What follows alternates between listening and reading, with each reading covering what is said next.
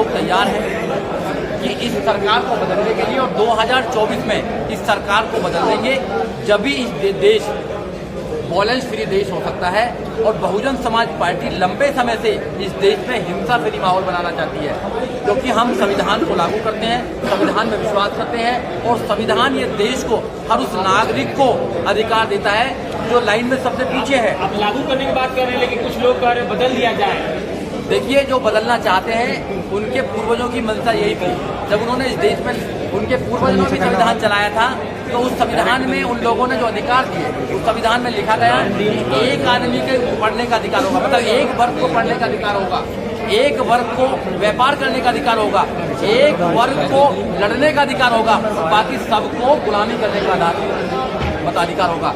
मगर जब बाबा साहब डॉक्टर अम्बेडकर ने इस देश को 26 नवंबर 1949 को संविधान दिया और पूर्ण रूप से 26 जनवरी 1950 को संविधान लागू हुआ, तो इस देश में जो संविधान बना, उस संविधान में लिखा गया कि सबको पढ़ने का अधिकार होगा, सबको लड़ने का अधिकार होगा, सबको व्यापार करने का अधिकार होगा, और सबको सबकी सेवा करने का अधिकार होगा। तो ये संविधान इनको अच्छा नहीं लगता है। जब भी इनके मिनिस्टर कहते हैं अनंत कुमार हेगड़े कि we are here to change the constitution of India, हम भारत के संविधान को बदलने के लिए आए हैं। और अब विवेक देवरॉय, जो इनके फाइनेंशियल जो वो है परिषद है, कमेटी है, उसके चेयरमैन है, उन्होंने कहा कि आप भारत को एक नए संविधान की जरूरत है। भारत के नए संविधान की जरूरत नहीं है, भारत को नई सरकार की जरूरत है।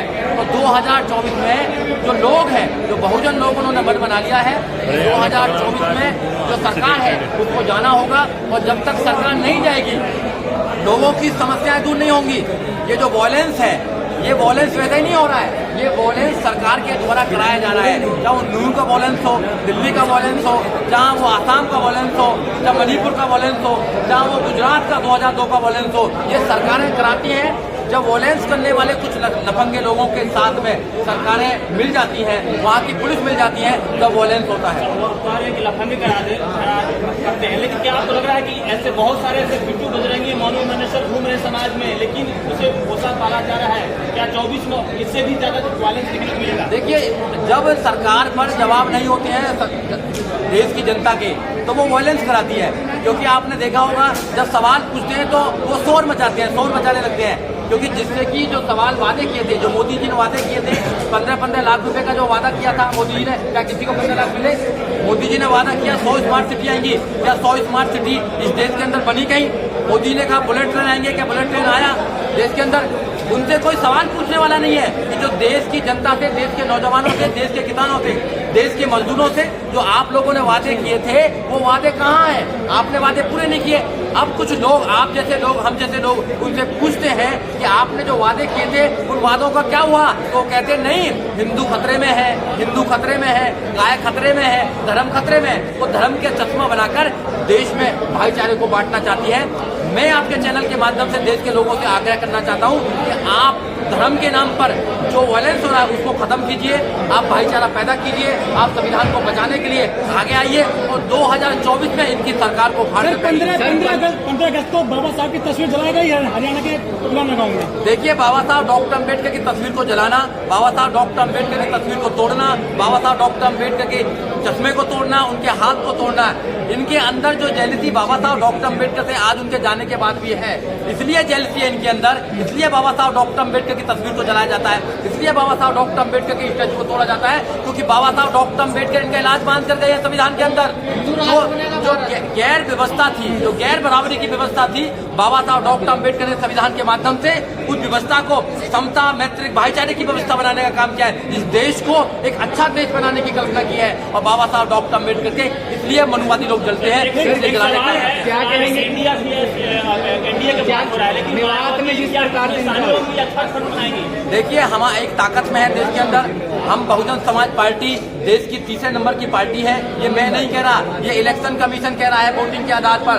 मगर हमको इग्नोर किया गया, सदियों से हम लोगों को इग्नोर किया गया है। हमको ताकत मानने के लिए ये तो लोग तैयार नहीं है, क्योंकि बहन कुमारी मायावती ने 2007 से लेकर 2012 तक उत्तर प्रदेश में जो शासन दिया, जो आप लोगों को शासन दिया, वहाँ के लोगों को शासन दिया, वहाँ भयमुक्त जो माहौल बनाया, ये लोग चाहते हैं कि ऐसी सरकार देश के अंदर ना रिपीट हो। अगर बहन कुमारी मायावती, अगर बहुजन समाज पार्टी की सरकार देश के अंदर होगी तो वॉयलेंस वॉयलेंस फ्री इंडिया होगा, यहाँ पर एजुकेशन का काम होगा, नौजवानों को रोजगार मिलेगा, यहाँ पर कोई भी वॉयलेंस और कोई भी लेकिन सर आकाश आनंद कहते हैं कौन भीम आर्मी, हम किसी को नहीं जानते, बड़ा संगठन है। देखिए एक बात ये, यहाँ पर जो बात है वो आकाश आनंद की बात नहीं हो रही है, यहाँ बड़े प्रोजेक्ट की बात कर रहे हैं, हम वॉयलेंस की बात कर रहे हैं। हम देश वॉयलेंस फ्री देश बनाना चाहते हैं, हम बीजेपी फ्री देश बनाना चाहते हैं, हम इस बात की बात कर रहे हैं। आप कौन सा सवाल पूछ रहे हैं? सर सवाल ये है कि कुछ लोगों का साथ दे, लेकिन मोनू मानेसर अब तक बाहर घूम रहे हैं, तो उसमें ऐसी आज तक नौबत नहीं आती। देखो जो मेरा भाई बोल रहे हैं वो गलत फहमी है। अगर इस देश में अगर दलित मुस्लिम एक साथ आ जाए, आज तक मुस्लिमों ने इस देश में किसी को हराने के लिए वोट दी है, अपने आप को जिताने के लिए कभी वोट नहीं दी। ऐसे ही दलितों ने भी 84 से पहले किसी न किसी को हराने के लिए वोट दी थी। उन्होंने अपनी एक पार्टी बना ली, बहुजन समाज पार्टी, आज वो अपने देश में नेशनल लेवल की पार्टी है। अगर ये दोनों ताकत एक साथ आ जाए, ईमानदारी से एक साथ आ जाए, इस देश में इनका शोषण किस पर ज्यादा होता है? दलितों पर शोषण हो रहा है, मुस्लिम पर शोषण हो रहा है, महिला पर शोषण हो रहा है, किसानों पर शोषण हो रहा है, मजदूरों पर शोषण है। इनकी पहरेदारी कौन करेगा? लोगों को करना पड़ेगा। में बात है कि सरकार से हिंसा हुई, इसके बाद पलवल में हिंदू महापंचायत हुआ, उसमें भड़काऊ बयानबाजी दी गई, भड़का हिंदू जाग जाग, इस तरीके की बातें कही गई। एक सवाल पूछेंगे तो अच्छी तरह। क्या लगता है इसके पीछे बड़ी साजिश है, उसको यूज किया जा सकता है? अगर एक लोग मुझे सवाल पूछेंगे तो मैं जवाब दूंगा, एक आदमी जवाब दूंगा। कल बताया जाता है देश में आजादी का मौसम बन रहा है, कोई अमृत काल नहीं चल रहा है। आपको पता है यहाँ पर हिंसा का काल चल रहा है। अगर आपको जवाब देना पड़ेगा तो हिंसा फैला दीजिए। आप हिंसा से लोगों का मुंह बंद करना चाहते हैं, आप डर का माहौल बनाना चाहते हैं, और अगर डर का माहौल रहेगा तो देश में कैसे अच्छे लोग रह पाएंगे? आप इस देश को कहाँ ले जाना चाहते हैं? आप हिंदू मुसलमान करके क्या करना चाहते हैं देश के अंदर? डर का माहौल किसको देना चाहते हैं? आप देखा नहीं, जो ट्रेन का एक मुद्दा है, जो चेतन सिंह ने ट्रेन में 4 लोगों को गोली मारी, वो क्या कह रहा है कि इस देश में अगर रहना है तो आपको योगी मोदी कहना पड़ेगा। आपने ज़ोंबी पैदा कर दिए हैं, आज तो चलना भी भारी हो गया है। ये लोगों को तैयार कर रहे हैं, ये नफरत फैलाने का काम कर रहे हैं। देश नफरत से चलेगा, देश प्यार से चलेगा? बताइए आप लोग। देश नफरत की कोई जगह नहीं है देश के अंदर, ना संविधान के अंदर चल रहा है। आप नफरत फ्री देश बनाइए ना। आप भाई भाई को लड़ाने का काम कर रहे हैं, तो कैसे होगा? मोनू मानेसर तो बाहर घूम रहा है, तो नफरत कैसे? देखिए नफरत दूर होगी 2024 में सरकार को दूर करने से। जब तक आप सरकार को नहीं हराएंगे, जब तक आप अपनी ताकत को नहीं पहचानेंगे, हमारी ताकत यहाँ पर कोई है, किसी को कोई एग्जाम नहीं देना पड़ता है। यहाँ पर किसी को कोई भी एग्जाम नहीं देना पड़ता राजा बनने के लिए। यहाँ पर वोटिंग होती है, वोटिंग के आधार पर राजा बनता है। जिनकी तादाद ज्यादा है उनको अपना राजा बनाना चाहिए। तादाद इस देश में बहुजनों की तादाद ज्यादा है, तो हमको अपना राजा बनाना चाहिए। बहुजन तो कभी किसी को राजा बनाना चाहते हैं, कभी किसी को राजा बनाना चाहते हैं। हम अपनी ताकत को पहचान नहीं पा रहे हैं। आप किसी को भी राजा बना लीजिए। आप फुटबॉल की गेंद जो है ऐसा काम कर रहे हैं, एक अगर किक मारता है तो दूसरे की तरफ चले जाते हैं, दूसरा किक मारता है तो दूसरे ताकत को बनाओगे। अपनी ताकत इस देश में बहुजन समाज पार्टी बनाना चाहती है। आप उस पर विश्वास कीजिए, एक बार विश्वास तो करो। आपने कांग्रेस को जिताया, आपने बीजेपी को जिताया, आपने आम आदमी पार्टी को जिताया, आपने सबको जिताया। क्या मिला आप लोगों को? बताइए। आपके जीवन में अगर रत्ती भर भी कोई परिवर्तन हुआ तो बताइए, नहीं होगा।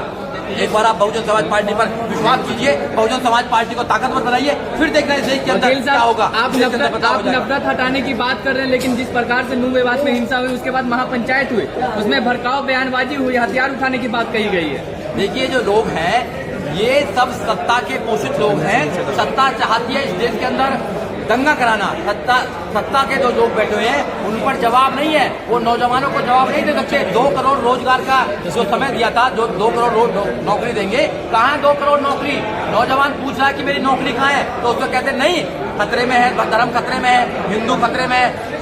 वो कहता है कि भैया स्मार्ट सिटी कहाँ है, कह रहे नहीं हिंदू खतरे में है। वो कहता है कि मेरा भविष्य कहाँ है, मेरी एजुकेशन कहाँ है, कह रहे हिंदू खतरे में है। तो सारा धर्म खतरे में है। ऐसा करने कर ये लोगों को बहकाने का काम करते हैं। मैं आपको बता दूं, नेताओं के बेटा देश विदेश पढ़ रहे हैं, लेकिन जो मिडिल क्लास है कहा जाता है आप खतरे में है, तो ये डबल स्टैंडर्ड पॉलिसी को थोड़ा बताएं। ये तो लोगों को समझना चाहिए ना। जो लोग खतरे में बताते हैं उनके बेटे विदेश में यूनिवर्सिटी में पढ़कर वो LLM कर रहे हैं, वो बड़ी बड़ी डिग्री ले रहे हैं। मगर जो लोग खतरे के नाम पर हथियार उठा लेते हैं, अपने भाइयों से लड़ने का काम करते हैं, उनको समझना चाहिए कि तुम्हारी एजुकेशन खतरे में है, तुम्हारा रोजगार खतरे में है, तुम्हारा लॉ एंड ऑर्डर खतरे में है, तुम्हारा न्याय खतरे में है, तुम्हारा संविधान खतरे में है। यहाँ तक कि तुम्हारा भाईचारा खतरे में है। आप अपने भाईचारे, अपने न्याय, अपने संविधान, अपने बच्चों की एजुकेशन को अगर बचाना है तो इनके चंगुल से निकलना पड़ेगा। और जब तक तुम इनके चंगुल से नहीं निकलेंगे, ये भ्रमित करते हैं आप लोगों को, इसके भ्रमित से निकलना पड़ेगा आप लोगों को।